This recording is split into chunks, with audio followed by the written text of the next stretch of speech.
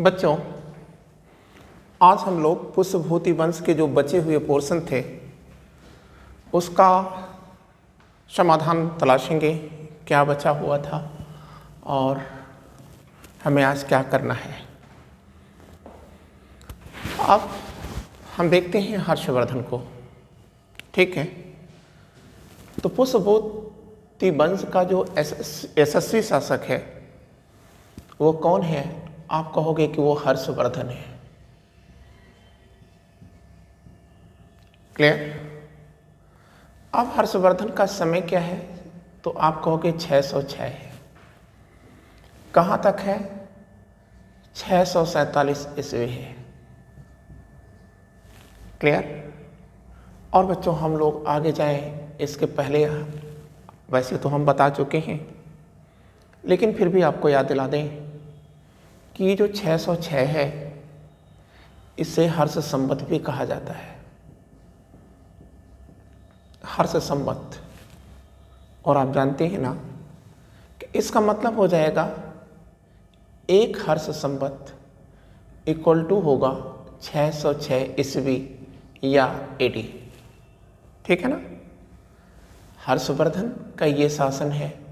इसमें हमने देखा कि ये 606 में जब इनकी ताजपोशी हो रही है तो वहीं से शुरू होता है हर्ष संवत। अब बच्चों, हमको याद रखना है कि जो हर्षवर्धन की ताजपोशी है इसका स्थान कहाँ है? तो आप कह दोगे कि सर इसका स्थान है थानेश्वर। ठीक है ना? थानेश्वर में ही इनकी ताजपोशी हुई थी।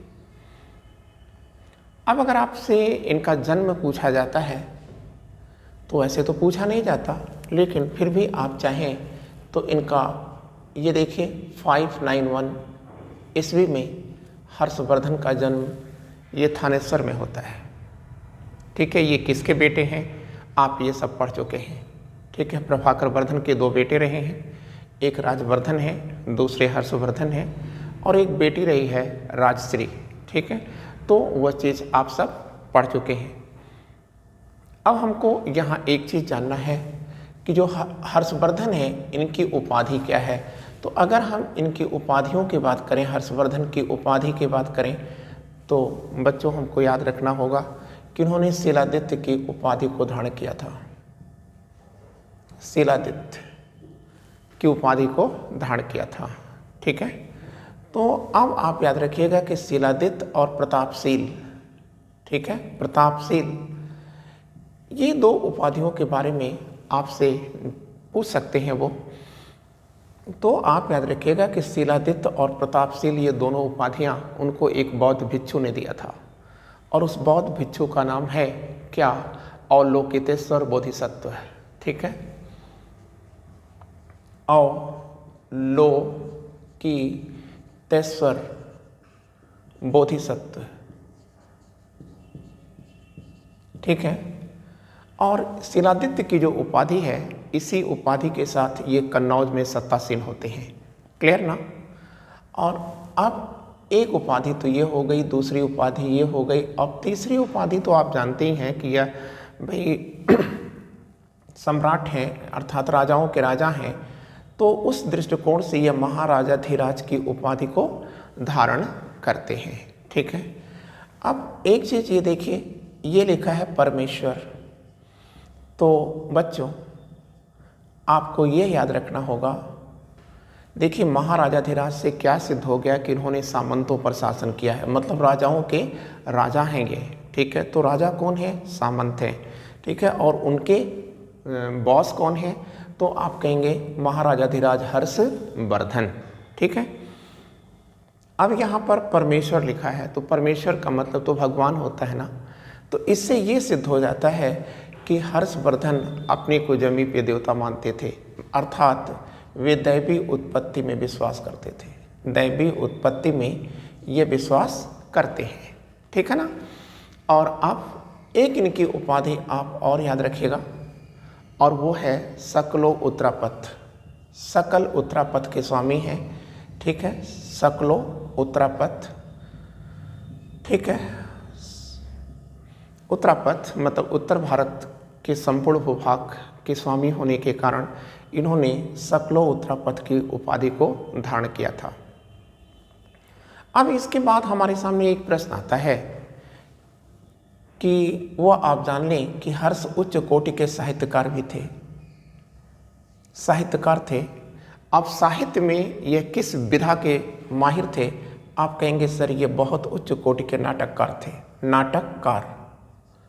नाटककार थे और इनके जो नाटक हैं वो 3 हैं, आप पढ़ चुके हैं इसे। एक है प्रिय दर्शिका, दूसरा है इनका नाटक और वो नाटक का नाम है रत्नावली, ठीक है, रत्नावली। और जो तीसरा नाटक है वो है नागानंद, ठीक है ना। ये इनके 3 नाटक हैं, ठीक है। लेकिन आप याद रखिएगा इनकी साहित्यिक प्रतिभा के कारण ही सोड्डल ने, गुजराती कवि है सोड्डल, कहाँ का कवि है? गुजराती है। तो सोड्डल ने हर्ष को क्या कहा है? आप कह देंगे हर्ष को वाणी का हर्ष कहा है। हर्ष इक्वल टू वाणी का हर्ष, मतलब सोड्डल ने इन्हें हर्ष को वाणी का हर्ष कहा है, ठीक है। और एक चीज़ आप याद रखिएगा, ये एक बड़ा नाम है जयदेव का, और जयदेव ने इनको क्या कहा है? आप कहेंगे कविता और कामनी का हर्ष कहा है, कामनी का हर्ष कहा है, ठीक है। कविता और कामनी का हर्ष कहा है। बच्चों जब आप इतनी चीज़ें आप जान गए तो आपको एक चीज़ और याद रखना है कि जो हर्ष के दरबारी हैं, ये हर्ष के दरबारी कौन कौन हैं और इनकी क्या देन है, ठीक है ना। तो आइए जरा हम लोग देखते हैं कि हर्ष के दरबारी कौन हैं, ठीक है।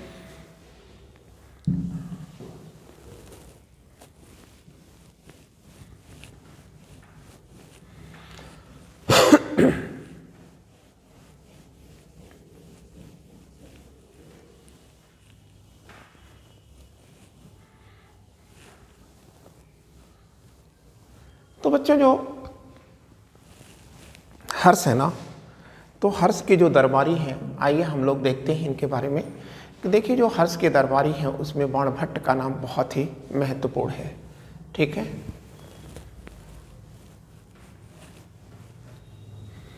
तो आइए देखते हैं कौन है इनका दरबारी है, ठीक है। तो देखिए जो दरबारी हैं, हर्ष के जो दरबारी हैं, तो बच्चों उसमें एक बड़ा नाम आता है बाणभट्ट, ठीक है। और आप इनकी दोनों किताबें जानते हैं, एक हर्ष चरित्र है और दूसरा कादम्बरी है, आप इसे पढ़ चुके हैं। इसके बाद इनके दरबार में रहते हैं मयूर, और मयूर की किताब है सूर्य शतक। ये इनकी किताब है। क्या किताब है? आप कहेंगे कि सर किताब का नाम है सूर्य शतक, ठीक है। और इसके अतिरिक्त मातंग, दिवाकर आते हैं। अब मातंग जो दिवाकर हैं, इनकी जो रचना है यह हमारे बीच प्राप्त नहीं है। दरबारी की अगर बात आती है तो हम याद रखेंगे यहाँ पर कि वैसे तो वेनसांग भारत में 16-17 साल रुके हैं, लेकिन वेनसांग को भी इनका दरबारी हम इसलिए कह रहे हैं क्योंकि यह हर्षवर्धन के साथ 8 वर्ष इन्होंने गुजारा है। तो वेनसांग को भी हमने इनके दरबारी में शामिल कर लिया है, ठीक है। चीनी यात्री वेनसांग या, ठीक है, इनके बारे में आपको हमने पूरा बता दिया है, ठीक है। युआन चुआंग या युआन चुआंग, ठीक है। तो ये है वेनसांग भी इनके दरबारी में शामिल रहे हैं, ठीक है। अब देखिए इनके साथ एक चीज़ और आता है, हर्ष की जो प्रसिद्धि के बारे में हमको याद रखना है कि हर्ष ने शिक्षा के क्षेत्र में बहुत काम किया है। तो पहली बात याद रखिएगा कि हर्षवर्धन ने नालंदा विश्वविद्यालय के लिए अपने साम्राज्य के 100 गांव मतलब विलेज, ग्राम के आय को इन्होंने क्या किया था, नालंदा, ये देखिए लिखा हुआ है नालंदा महाविहार या विश्वविद्यालय लिख दे रहे हैं, विश्वविद्यालय। तो नालंदा विश्वविद्यालय के लिए इन्होंने कितने गांव कि राजस्व या इनकम को दान में दे दिया था, तो आप कहेंगे 100 ग्रामों की इनकम को या राजस्व को इन्होंने दान में दे दिया था। अब हमको एक चीज़ याद रखना होगा। तो देखिए, इनके संरक्षण में 2 महान शिक्षक भी रहते हैं। तो अब एक जो शिक्षक है, ठीक है, वो शिक्षक कौन है? दिवाकर मित्र है। दिवाकर मित्र है। तो बच्चों, यही दिवाकर मित्र है जिसने विंध्य के पर्वत में चिता लगा करके सती होने जा रही हर्षवर्धन की बहन राजश्री का पता बताया था। क्लियर? और फिर ये अवलोकितेश्वर बोधिसत्व हैं, यही अवलोकितेश्वर बोधिसत्व से इन्होंने पूछा था कि राजश्री का जो साम्राज्य है या मौखरी राजवंश है या जिसकी राजधानी कन्नौज है, क्या उस पर वो शासन करें या न करें। ठीक है, तो इन्हीं दोनों शिक्षकों के कहने पर ही उन्होंने क्या किया था, दिवाकर मित्र के प्रभाव में आकर के ये बौद्ध धर्म को, ठीक है, की ओर मुड़े थे। लेकिन एग्जैक्टली अगर वेनसांग बौद्ध बनते हैं तो वो हेनसांग के प्रभाव में बनते हैं। लेकिन अवलोकितेश्वर बोधिसत्व की क्या भूमिका है, ये हमने आपको बता दिया है। यहाँ आपको जानना होगा कि हर्षवर्धन बौद्ध धर्म के किस रूप को स्वीकारते हैं। तो बच्चों याद रखिएगा कि हर्षवर्धन जो है महायानी बौद्ध हैं। कौन से बौद्ध हैं? आप कहेंगे कि हर्षवर्धन महायान संप्रदाय को अपनाते हैं या बौद्ध धर्म के महायान संप्रदाय के यह फॉलोअर हैं। ठीक है, लेकिन आपको ये भी याद रखना होगा कि ये बौद्ध तो जरूर बन गए हैं, ठीक है, लेकिन बौद्ध होने के बावजूद भी इनकी वैदिक जो धर्म है, ठीक है, वैदिक धर्म में इनकी आस्था बनी रही, धर्म में आस्था बनी रही। आप ऐसा कैसे कह सकते हैं? ठीक है, वैदिक धर्म में आस्था बनी रही और ये बौद्ध भी हो गए। ठीक है, ऐसा कैसे हो सकता है? कोई प्रमाण है? आप कहेंगे यस सर। ठीक है, अब ये देखिए, प्रति 5 वर्ष बाद, प्रति 5वें वर्ष में ये कहाँ जाते थे? आप कहेंगे कि प्रयाग आते थे।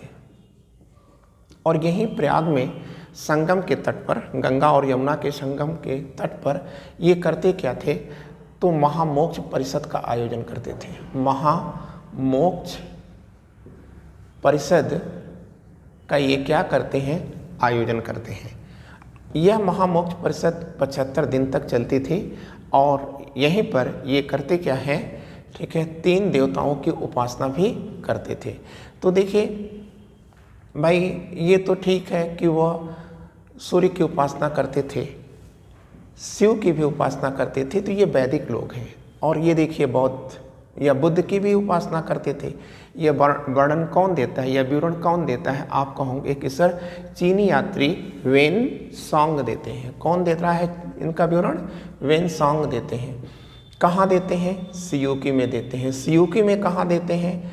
आप कहेंगे कि सर प्रयाग दर्शन नामक के चैप्टर में देते हैं। प्रयाग दर्शन नाम के चैप्टर में, ठीक है, वेनसॉन्ग ने, ठीक है, इनको बताया है कि महामोक्ष परिषद कितने दिन का होता था और कैसे वो हर्षवर्धन यहाँ आते थे और कैसे अपनी पूरी की जो आय होती थी, 5 वर्षों की आय होती थी, इसको ये कैसे गरीबों के बीच में वितरित करने के बाद पुनः अपनी बहन राजश्री का या राजश्री से दान प्राप्त करके और फिर क्या करते थे? अगले 5 वर्षों के लिए वो शासन करते थे। छठी महामोक्ष परिषद में वेनसांग कहता है कि मैं भी शामिल हुआ था और मैंने, ठीक है, महोदय से या हर्षवर्धन से, ठीक है, यहीं से वापस जाने या चीन वापस जाने की विदाई भी प्राप्त किया था। ठीक है, अब हमको एक चीज़ और जानना होगा और वो है कन्नौज बौद्ध परिषद का आयोजन। तो बच्चों, हमको याद रखना है कि जो कन्नौज बौद्ध परिषद है, इसका आयोजन कौन कर रहा है? हर्षवर्धन कर रहे हैं। ठीक है, और इस परिषद की अध्यक्षता कौन करता है? तो आप कह देंगे कि सर चीनी मेहमान वेनसांग करते हैं, अध्यक्षता वेनसांग करते हैं। ठीक है ना। अब ये जो धर्म संसद है, ये कन्नौज बौद्ध परिषद है क्या? आप कहेंगे कि सर धर्म संसद है। आपसे अगर ये भी पूछा जाता है कि यह किसकी है, तो आप कहेंगे कि महायानी बौद्धों की है, ठीक है ना। अब ये जो धर्म संसद है ये कितने दिन तक चली थी? 20 दिन तक चली थी, ठीक है। अब 21वें दिन इन्होंने किया क्या था कि बुद्ध की 3 फीट 21वें दिन चला था। 21वें दिन इन्होंने क्या किया था कि बुद्ध की 3 फीट की सोने की या स्वर्ण मूर्ति का निर्माण कराया और उसे हाथी पर बैठा करके एक जुलूस निकाला था, ठीक है। अब इस प्रकार से एक राजा कर क्या रहा है कि एक विशेष धर्म के प्रति जो अपनी मतलब अनुराग दिखा रहा है, उस अनुराग से जो ब्राह्मण धर्म है या आप कह सकते हैं कि वैदिक धर्म है, उसके जो अनुयायी हैं, स्पेशली जो उसके व्याख्याकार हैं, ठीक है, वो व्याख्याकार कौन है? ब्राह्मण हैं। तो ये ब्राह्मण क्या कर रहे हैं? ये असंतुष्ट होते हैं और असंतुष्ट होकर के इन्होंने क्या किया था कि जो परिषद का आयोजन स्थल था, उस आयोजन स्थल या आप कह सकते हैं पंडाल में, ठीक है, इन ब्राह्मणों ने अग्निकांड करवा दिया था और अग्निकांड के माध्यम से वो हर्ष को मारना चाहते थे, लेकिन यह संभव नहीं हो पाया। बाद में हर्ष ने क्या किया कि चूँकि वैदिक धर्म के अनुसार जो है ब्राह्मणों को मौत की सज़ा नहीं दी जा सकती थी, इसलिए इन्होंने किया क्या था कि 500 ब्राह्मणों को देश निकालने की सज़ा दे दिया था, ठीक है ना। अब हमने इतना मैटर जब जान लिया तो हमको देखना है कि हर्षवर्धन कालीन संस्कृति क्या है। तो बच्चों, हर्षवर्धन कालीन संस्कृति में सबसे पहले हम देखेंगे कि हर्षवर्धन का शासन प्रबंध क्या है। शासन प्रबंध क्या है, ठीक है ना। तो देखिए, जो हर्षवर्धन का शासन प्रबंध आप जाने, इसके पहले आपको 2 चीज़ें जानना है, ठीक है, कि इनका शासन प्रबंध मूलतः क्या है, मूलतः क्या है, और दूसरी चीज़ ये है कि इनके शासन प्रबंध का स्रोत क्या है, हम इनको कैसे जानते हैं। तो अगर आपसे पूछा जाता है कि हर्षवर्धन का शासन प्रबंध मूल रूप में क्या है, तो आप कह देंगे कि सर गुप्तों का जो शासन प्रणाली है वही गुप्तों की शासन प्रणाली ही पुष्यभूति वंश या आप कह सकते हैं कि हर्षवर्धन की शासन प्रबंध है, ठीक है ना। हाँ, ये अलग की बात है कि उसमें हर्षवर्धन ने अपने समय के अनुसार, अपनी मांग के अनुसार उसमें परिवर्तन किया है। हम लोग उसी परिवर्तन का ही अध्ययन करेंगे। तो अब हमको ये जानना है कि यह स्रोत क्या है, ठीक है। तो आप कहेंगे इनके शासन प्रबंध को जानने के लिए हमारे पास 2 प्रकार के स्रोत हैं बच्चों। एक तो है साहित्यिक स्रोत और दूसरा है पुरातात्विक स्रोत। पुरातात्विक स्रोत, तो देखिए, जो हम अगर साहित्यिक स्रोत की बात करें तो हमको बहुत ज़्यादा नहीं करना है। यहाँ आपको याद रखना है कि एक तो हर्षचरितम हो गई, हर्षचरितम, और हर्षचरितम आप जानते ही हैं किसका लिटरेचर है, तो आप कहेंगे ये बाणभट्ट का लिटरेचर है। दूसरी जो किताब है वो है सियूकी भी आप जान रहे हैं कि यह वेनसांग, चीनी यात्री वेनसांग की अपनी रचना है। अब पुरातत्व में भी हम लोग केवल 2 की बात करेंगे, ठीक है। एक है वंशखेड़ा अभिलेख और दूसरा है मधुबन अभिलेख, ठीक है ना। मधुबन और वंशखेड़ा, यह 2 अभिलेख हैं, ठीक है ना। अब हमारे सामने अगली जो बात आ रही है उसको हम हेडिंग डाल देते हैं कि जो पुष्यभूति वंश के जो राज है, ठीक है, उसका स्वरूप क्या है या शासन का स्वरूप क्या है, ठीक है ना। तो हमको ये देखना है कि हर्षवर्धन के शासन का स्वरूप क्या है या पुष्यभूति वंश के शासन का स्वरूप क्या है। तो आप कहेंगे, देखिए हमने लिख दिया शासन का स्वरूप। अब ये जो शासन का स्वरूप आप लिखेंगे उसमें हमको याद रखना है कि यह राजतंत्रात्मक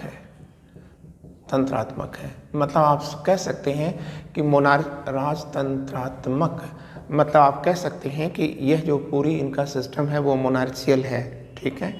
और यह राजा अपनी दैवीय उत्पत्ति में विश्वास करता था, ये हमने आपको बता दिया था, ठीक है। आपको यहाँ ये भी कहना है कि इसका मतलब तो ये हो गया कि जो शासन की 3 सत्ताएं हैं, अर्थात विधान पालिका, मतलब विधान बनाने का जो क्षमता है, आप कह सकते हैं इस विधान को या नियम को लागू करने के लिए जो कार्यपालिका बनाई जाती थी, या आप कह सकते हैं कि जो न्याय व्यवस्था है, ठीक है, ये सारी की सारी जो सत्ताएं हैं वह राजा में निहित थी। इसका मतलब ये है कि राजा को चुनौती देने वाला कोई भी शेष न था। ठीक है, अब और देख ही रहे हैं आप, ये देवता बना हुआ है। ठीक है, लेकिन हमको ये चीज़ याद रखना होगा कि इन तीनों सत्ताओं के होने के बावजूद भी कार्यपालिका, आप जानते हैं कार्यपालिका में दो चीज़ें होती हैं, एक सामान्य प्रशासन होता है और एक सैन्य प्रशासन होता है। तो आप देख रहे हो ना कि सारी सत्ता तो लेकर ये बैठा हुआ है। तो इसका मतलब ये है कि, और ये देवता भी है, तो इसका मतलब ये निरंकुश हो सकता है, निरंकुश हो सकता है, एब्सोल्यूट हो सकता है, लेकिन ऐसा नहीं था। मतलब सम्राट हर्षवर्धन निरंकुश नहीं थे। क्यों निरंकुश नहीं थे? क्योंकि सबसे बड़ी बात थी कि सम्राट का मुख्य उद्देश्य था लोकहित करना, और लोकहित में बंधा होने के कारण जो है इन्होंने कभी भी जो है अपनी सत्ता का दुरुपयोग नहीं किया है। ठीक है ना बच्चों? अब हमको याद रखना है सामंत। ठीक है, तो आप याद रखिएगा कि हर्षवर्धन जो है के काल में सामंतवाद अपने यौवन पर आ चुका है। ठीक है, और सम्राट किस पर शासन करते हैं? जनता पे नहीं शासन करते हैं। आप कह सकते हैं कि यह सामंतों पर शासन करते थे। और सामंतों को क्या कहा जाता था? तो आप बताओगे कि सामंतों की जो टाइटल हुआ करती थी वो महाराज की हुआ करती थी। किसकी हुआ करती थी? महाराज। ठीक है, अब हमको याद रखना है कि मधुबन और वंशखेड़ा जो अभिलेख हैं, कौन अभिलेख? ये देखिए, मधुबन और वंशखेड़ा। तो ये जो मधुबन और वंशखेड़ा हैं, अभिलेख हैं, इसमें दो सामंतों का उल्लेख किया गया है। आप ध्यान से बात को सुनिएगा। एक है स्कंद गुप्त का और दूसरा है ईश्वर गुप्त का। ठीक है, इन दोनों सामंतों का उल्लेख मधुबन और वंशखेड़ा अभिलेख में है। ठीक है ना बच्चों? और आप कह देंगे कि इनको क्या उपाधि दी गई है, मतलब इनकी उपाधि क्या है? तो आप कहोगे कि सर इनको जो है इन अभिलेखों में क्या कहा गया है? आप कहोगे कि सर महासामंत कहा गया है, महासामंत कहा गया, सामंत कहा गया। आपने ये चीज़ें कर लिया है। ठीक है ना? अब हमको एक चीज़ और याद रखना है। ठीक है, कि सामंत तो इनकी सहायक थे ही, इसके साथ साथ इनकी सहायता देने के लिए एक मंत्री परिषद हुआ करती थी। तो आइए हम लोग देख देते हैं कि इनकी मंत्री परिषद क्या है। ठीक है, हर्षवर्धन की मंत्री परिषद।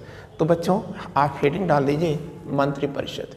तो देखिए, अगर हम मंत्री परिषद की बात करते हैं, ठीक है ना, मंत्री परिषद, तो आप याद रखिएगा कि मंत्री परिषद में कौन होगा? मंत्री होंगे। लेकिन हर्षवर्धन के काल में ये जो मंत्री थे, ये क्या थे? इनका स्तर था सचिव का। मतलब ये सम्राट को कोई सुझाव नहीं दे सकते थे। मतलब आप ये कह सकते हैं कि यह एक नौकरशाही है। ठीक है ना? यह आज की तरह से नहीं है कि समानों में एक है। ठीक है ना? ये एक सचिव है, इनको सचिव कहा जाता था, और इनका जो स्तर है वह एक क्या है? नौकरशाही जैसा है। मतलब ये इनके अधीनस्थ हुआ करते थे। ठीक है, अब बच्चों अब ये देखिए, इन सचिवों की जो सूची है, ठीक है, ये सूची है, यह सूची कहाँ दी गई है? आप कहोगे कि सर बाणभट्ट के हर्ष चरित्र में दी गई है। अब आइए हम लोग पढ़ते हैं। ये जो मंत्री हैं या सचिव हैं, ठीक है, जो भी आप कहना चाहिए, जब जान गए हैं तो आप मंत्री ही कह लीजिए। ठीक है, लेकिन ये जानते हुए कि मंत्री को सचिव कहा जाता था। ठीक है, तो ये जो सूची है उसमें किसका किसका नाम मिलता है? आप कहोगे कि सर अवंती का नाम मिलता है। और अवंती क्या है? तो आप कहेंगे कि सर यह दो चीज़ें देखता था।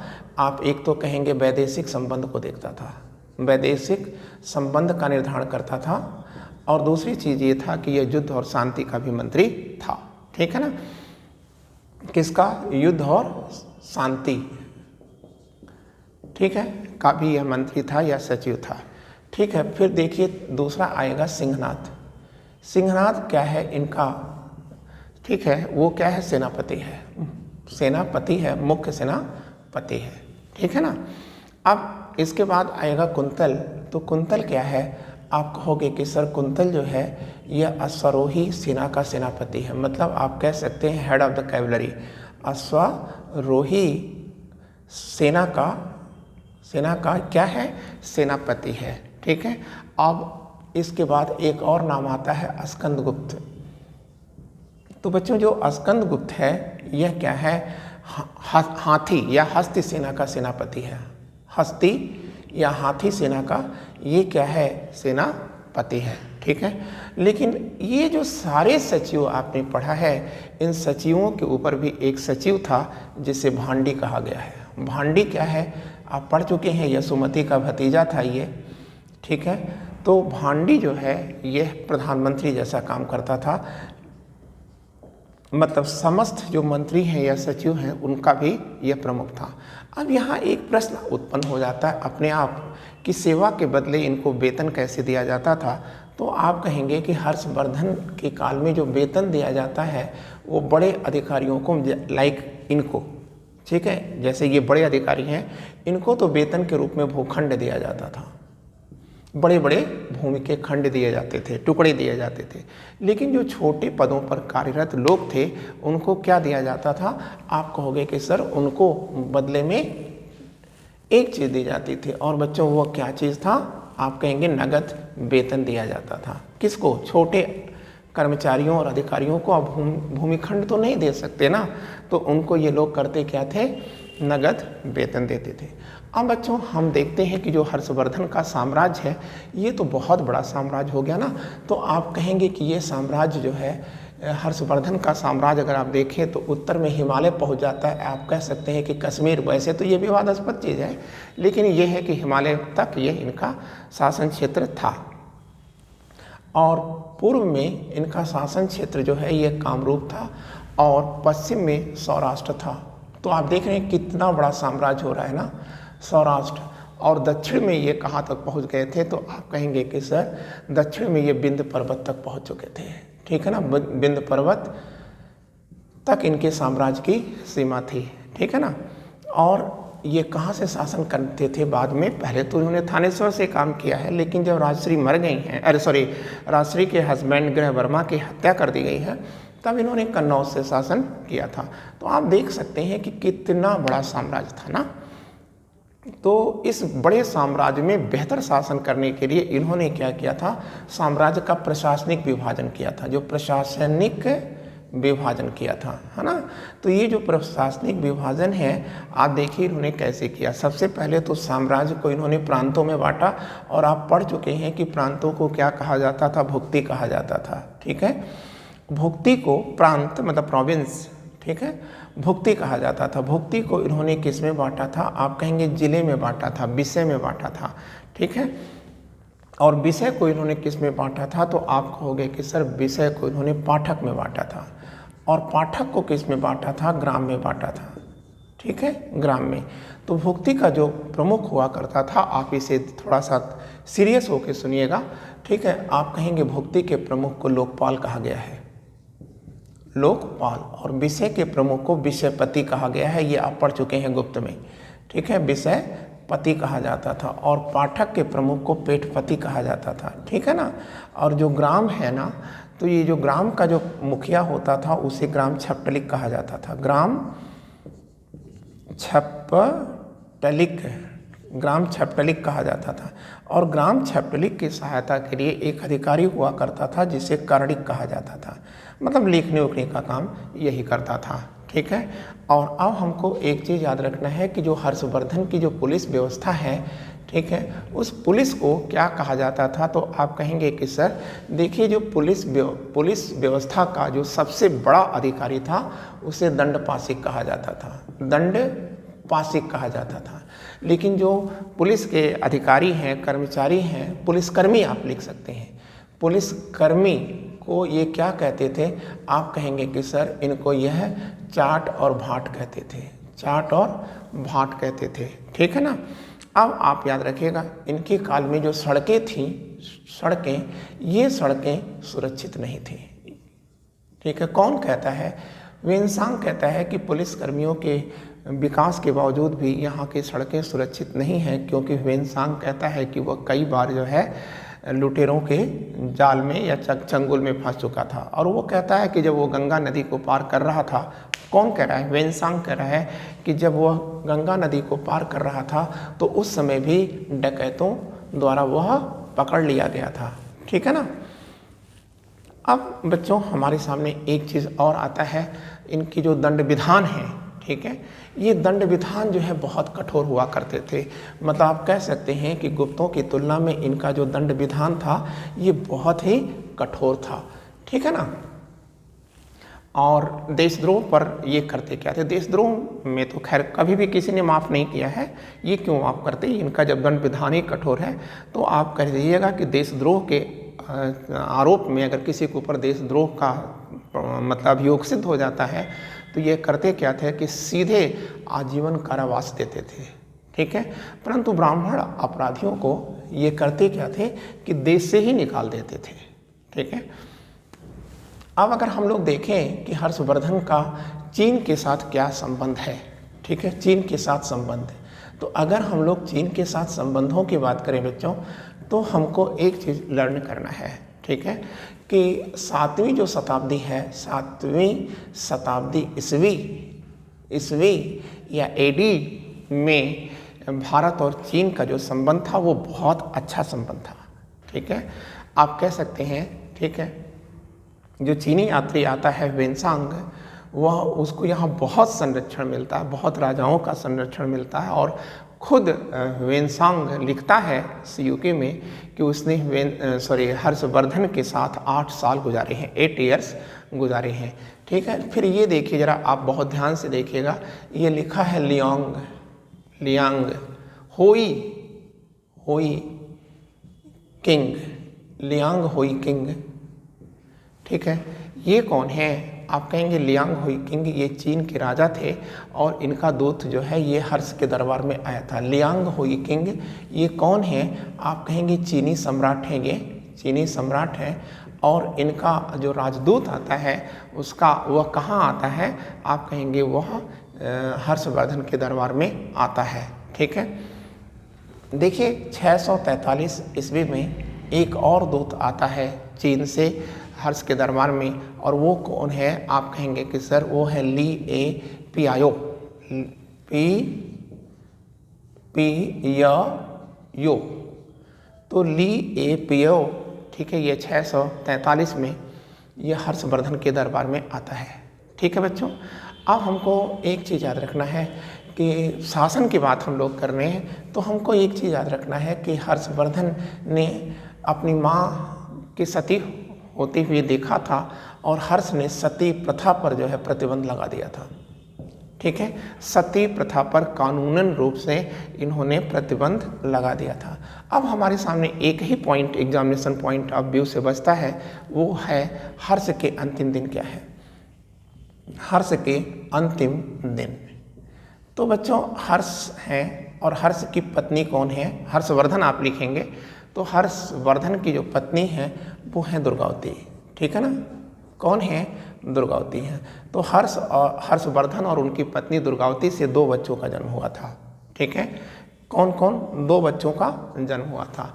एक कौन है, भाग्यवर्धन, और दूसरा कौन है बच्चों, तो आप कहेंगे कल्याणवर्धन। तो ये बच्चे बड़े हो रहे थे, ठीक है, अपने पिता का वारिस बनने के लिए ये तैयार हो रहे थे। लेकिन हर्ष का एक मंत्री है, ठीक है, हर्ष का एक मंत्री है, ये देखिए लिखा गया है अरुणा सवा, ठीक है। तो यही जो अरुणा सवा है, ठीक है, इसने किया क्या कि इन दोनों बच्चों का कत्ल करा दिया और इसी के साथ हर्षवर्धन के वंशज का दीपक बुझ चुका था। जब 647 ईस्वी में हर्ष मरे तो उनका वारिस बनने के लिए कोई भी नहीं था। क्लियर। तो बच्चों हम लोगों ने ये कार्य कर लिया है, बखूबी कर लिया, ठीक है, और हमने कहीं से कोई भूल नहीं की है और अपनी पूरी क्षमता के अनुसार मैंने आपके लिए वर्क किया है। मेरे प्यारे बच्चों, अब हम लोग कहाँ जाएंगे इसके हर्षवर्धन के बाद, तो आप कहेंगे प्राचीन भारतीय सभ्यता और संस्कृति में जाएंगे, मतलब कल्चर में जाएंगे, ठीक है ना। तो आज इतना ही, ठीक है, फिर हम लोग पढ़ते हैं प्राचीन भारतीय सभ्यता और संस्कृति, या संस्थाएं पढ़ते हैं या कल्चर पढ़ते हैं, ठीक है। Thank you.